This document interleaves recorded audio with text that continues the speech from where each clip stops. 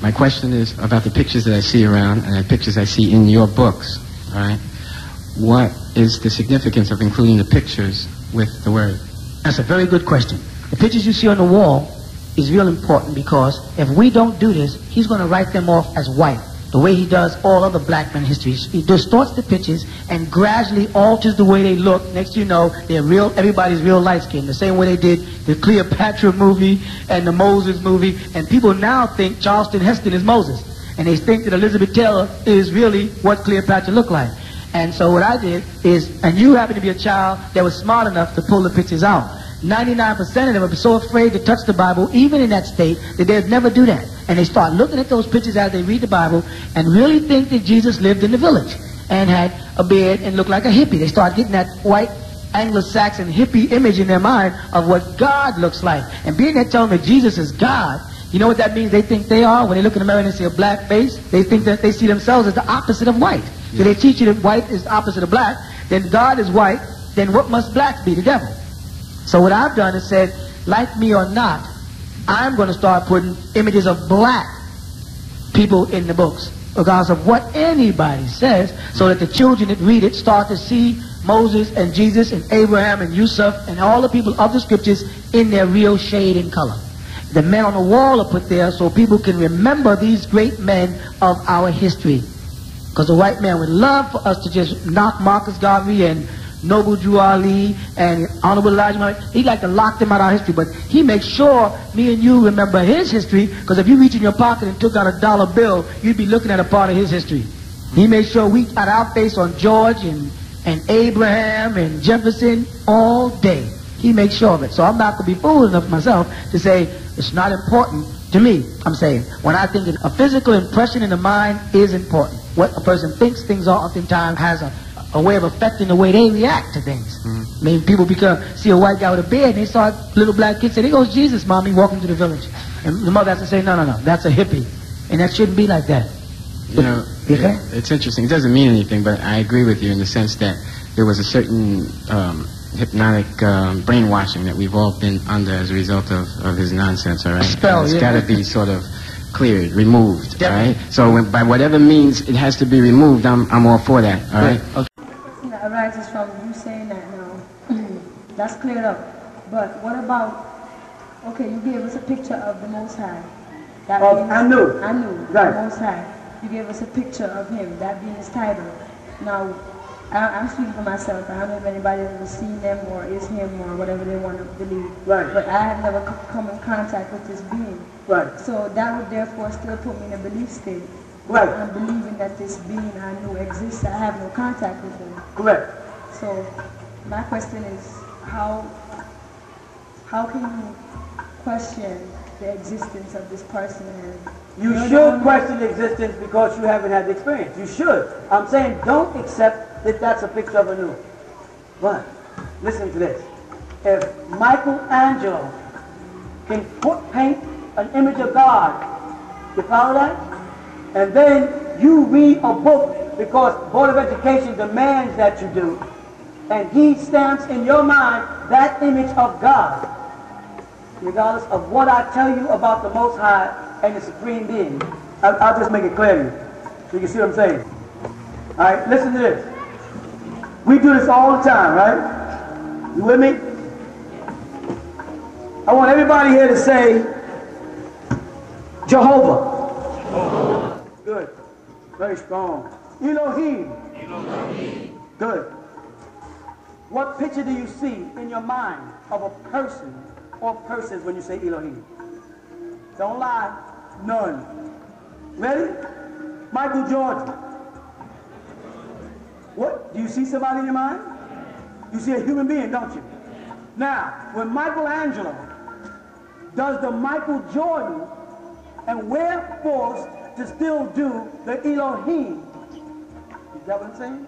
He is now implanting an image in our mind that regardless of where we are and what we do, we will always reflect back on God as Michelangelo drew it. Why I do this here?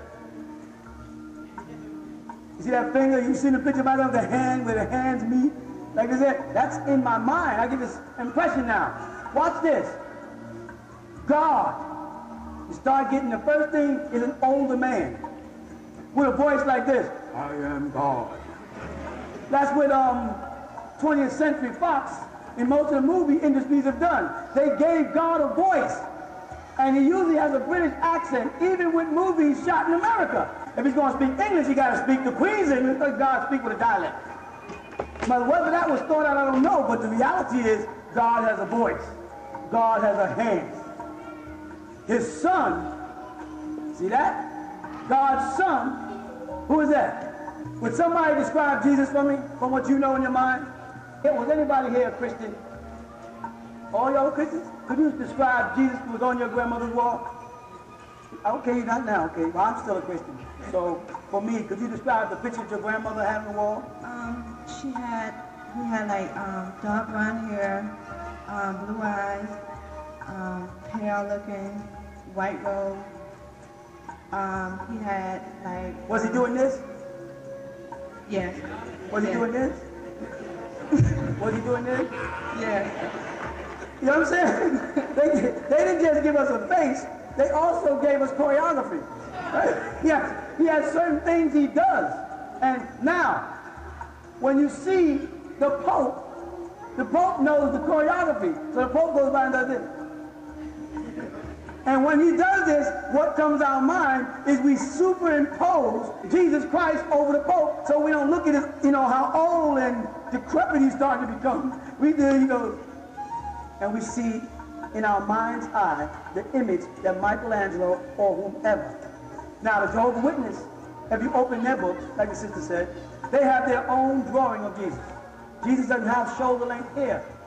In the Jehovah's Witness books, he has a nice haircut. I don't know where he gets his hair cut, but he got a nice haircut. He has a Midian, it's called a Midian trim according to Torah. When you wear your beard like this, a slight mustache, that's a specific beard. It represents a specific culture. So it's called a Midian trim as opposed to the big beard. Jesus wears a Midian trim. So Jesus, according to Jehovah's Witnesses, goes to a barber. Somebody cuts Jesus' hair. Scissors can cut God's hair. You get the drift? God is infallible, but scissors can cut his hair. Did Jesus have to cut his nails in the 33 years he lived? Did Jesus sit down and eat? What's one of the things Jesus ate? What's that? What else? When he got to the upper room, he said, I want some meat. Jesus ate some animal that he created. Jesus had a lamb, piece of lamb. Let's say curry. Let's say what you make it. He had a curry lamb. You see what they've done? First they give you this God supreme being complex, and then they slowly but surely give you what they call anthropomorphism, where they lay things over it, and it slowly but surely says God has a hand.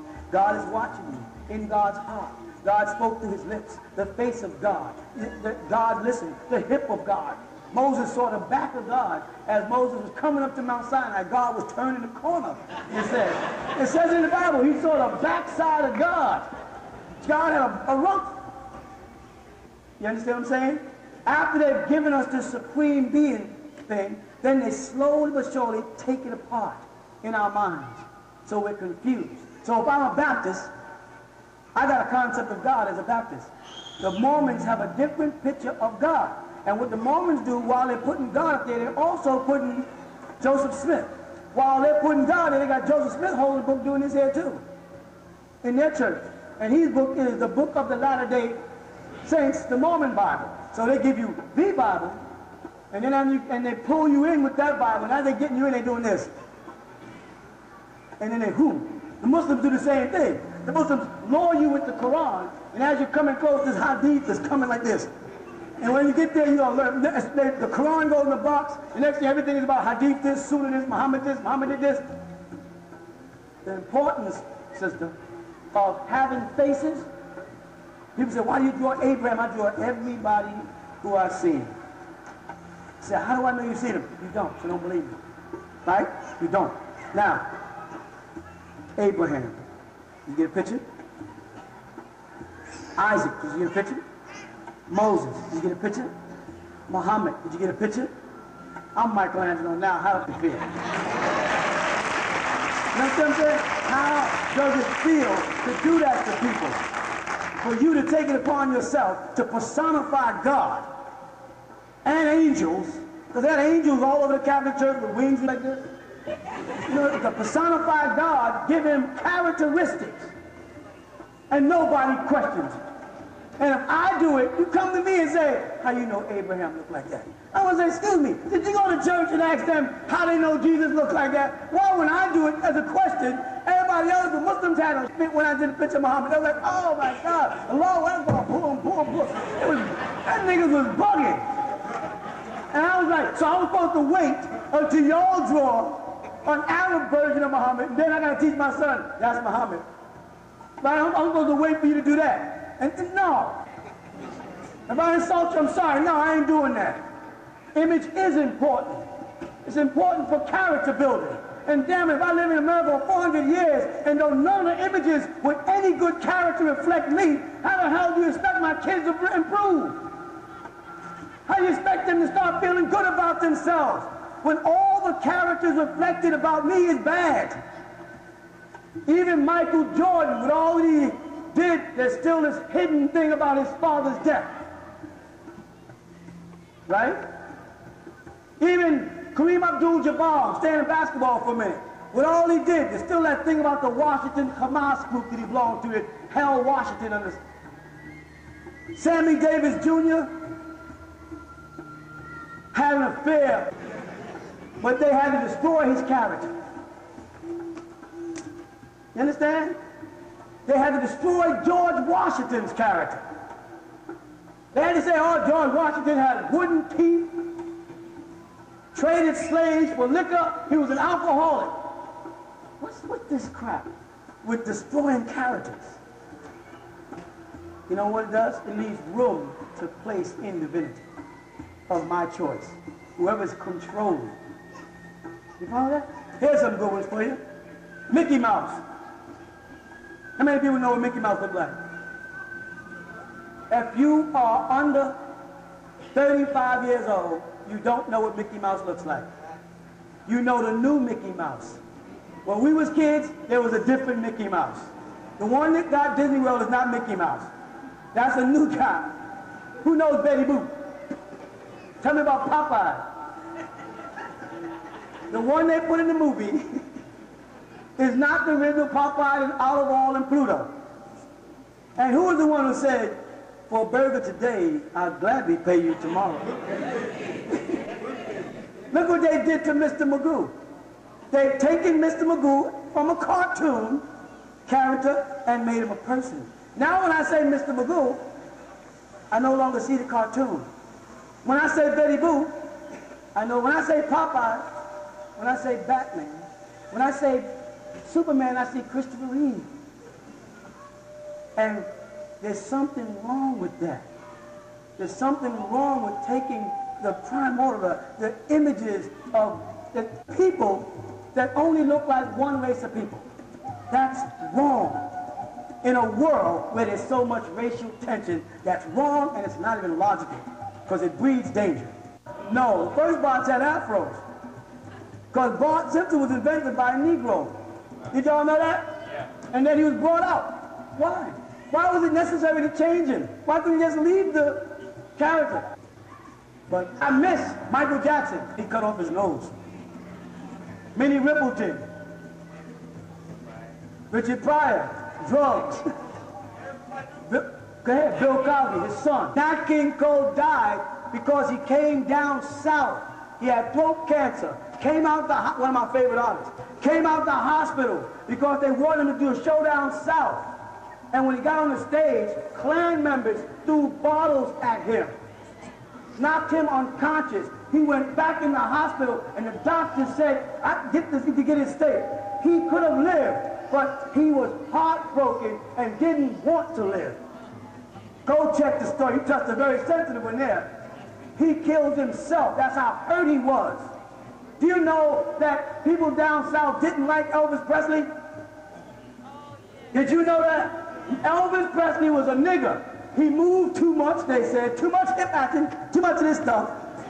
And they did not like him until he was dead. That's another thing. They eulogize you when you're dead. Talk about all the good things you did. and how nice you were when even President Kennedy, after he was dead, oh, he was having an affair with Marilyn Monroe. He was hanged up. His brother Bobby was involved with the mafia. Marcus Garvey. What did they do to him? Does anybody know what they did to Marcus Garvey? Huh? They murdered him. Why? What's the image? Are you guys, when you'll have your first child, are you going to put Marcus Garvey's picture up on the wall and tell people, tell your kids, this is Marcus Garvey, he's a great man? Huh? Are you going to put Haile Selassie up on the wall? Why not? He's the Lion of Judah. Yes, it does. You're Jamaican. You see how we think? You see what I just did? That was it right there. We think all Jamaicans are Rastafarians. All Jamaicans acknowledge us like that's part of the... I know it's not true. But the bottom line is that's what we believe. Because that's what's been taught to us. In fact, when we see a black person who says they're a Muslim, the first thing that comes to our mind is, are you a black Muslim? Right? If someone knocks on your door on Sunday morning with a suit on and say, no, I ain't interested in Jehovah's Witness. I'm not a Jehovah's Witness, I'm your uncle. What have they done to our minds? You've got to go into why it's important to become Michelangelo in his day and time. For everybody to rid this subliminal seduction.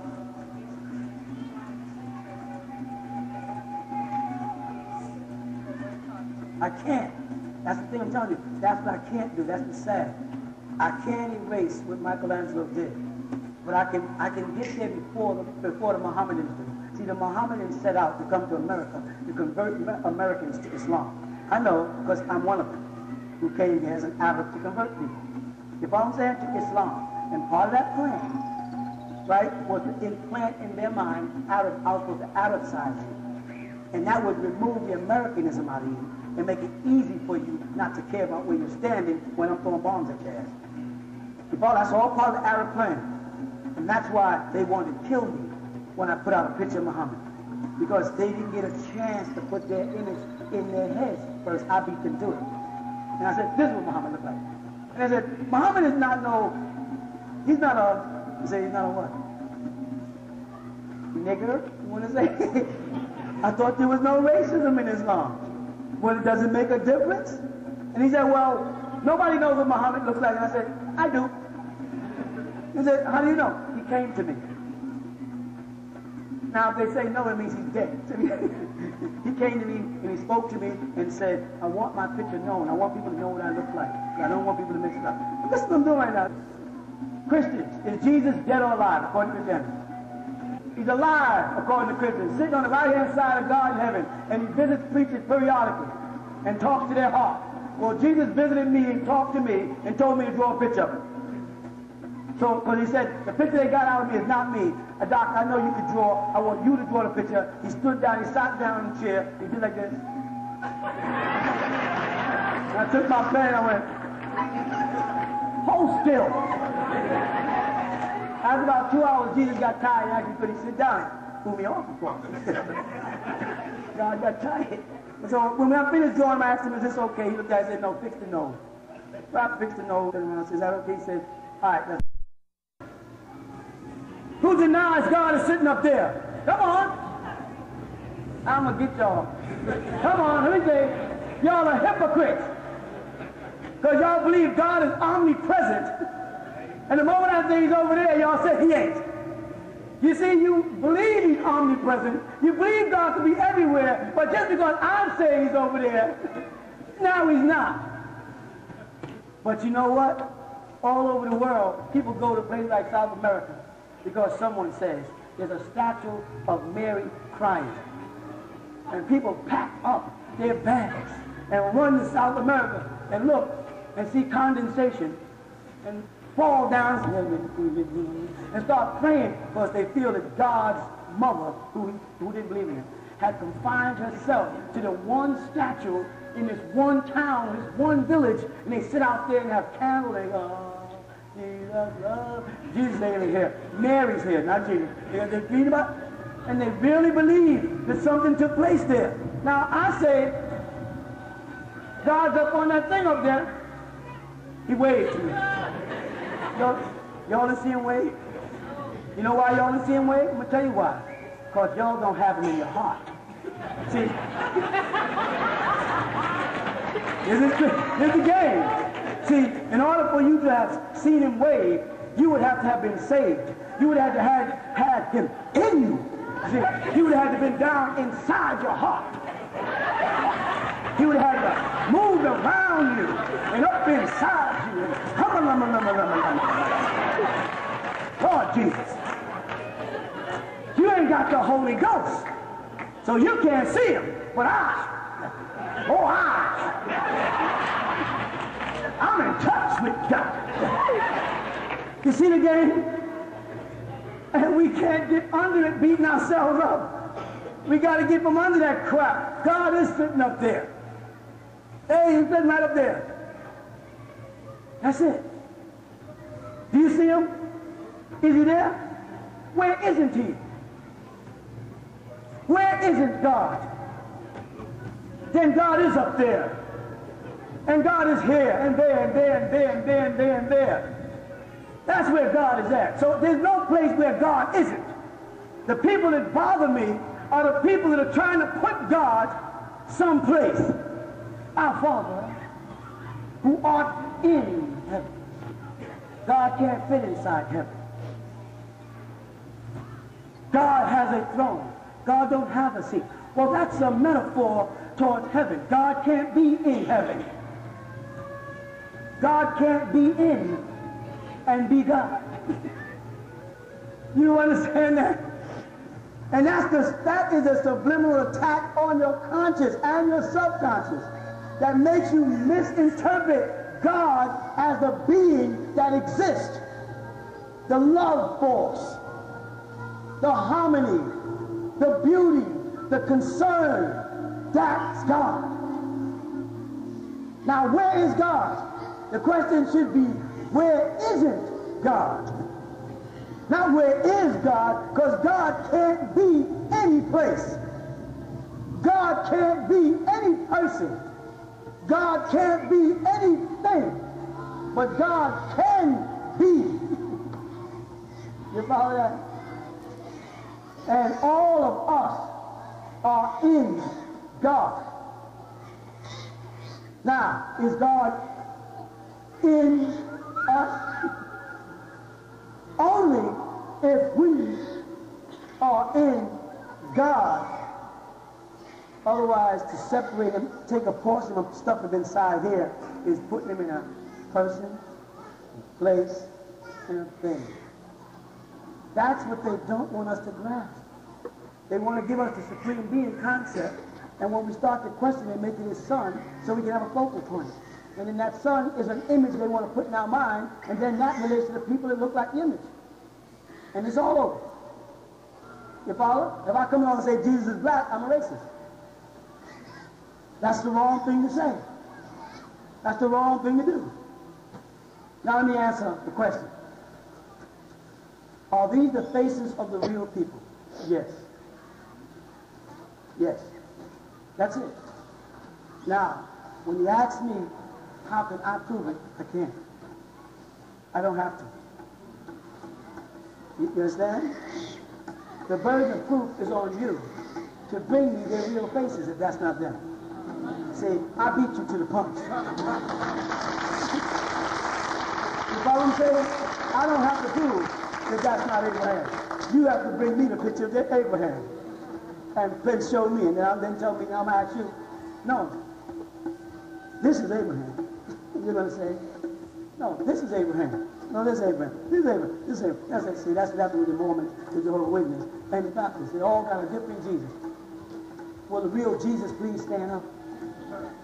So all of y'all, you have to get rid of all their images. And the only way to make people get rid of all the images is to come out with images that they don't like to see. See, as long as you're doing it to me, it's cool. But when I do it back to you, how does it feel? You know what I'm saying? When I say, no, Columbus didn't discover America, Rodney did.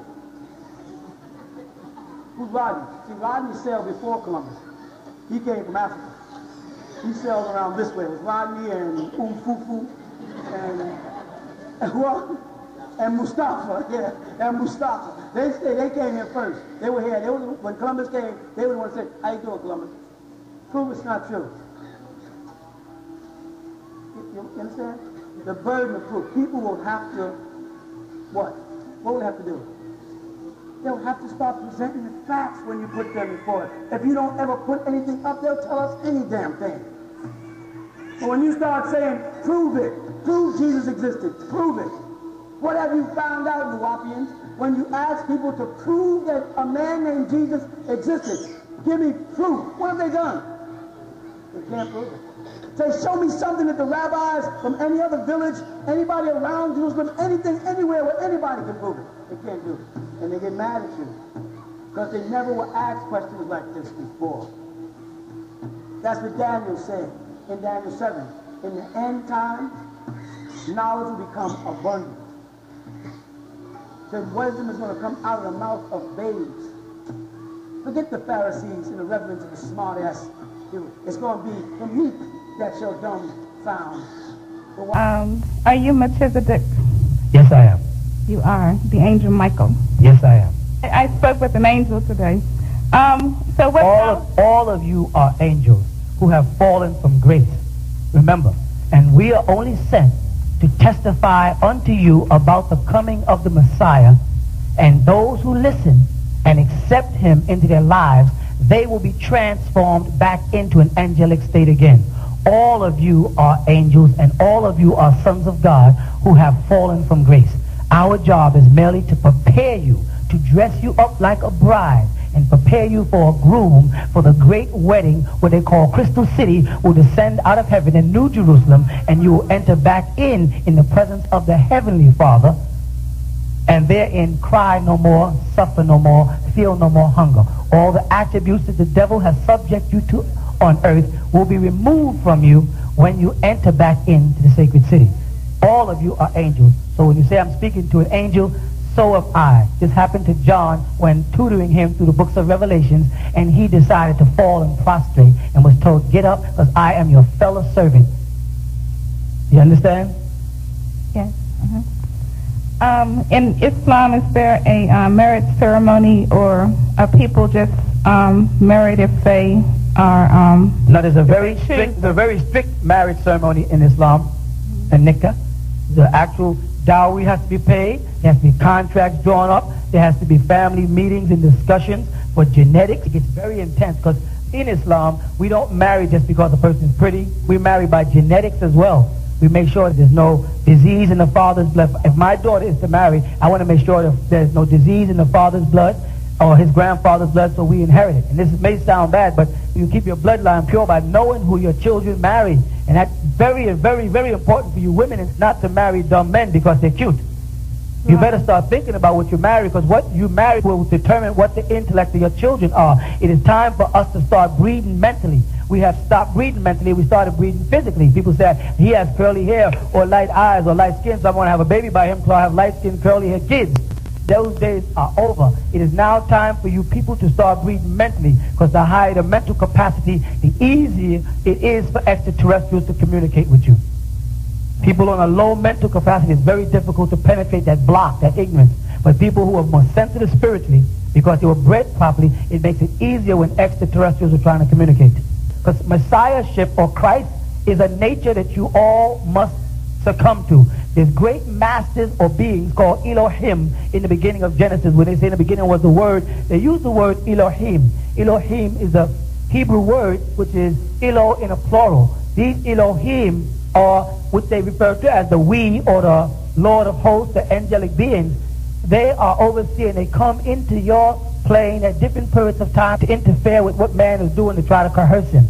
Those of you who accept the teachings into themselves will be transformed back into, again, angelic beings, and you will witness the heavens. You'll see angelic beings, and you'll travel other galaxies.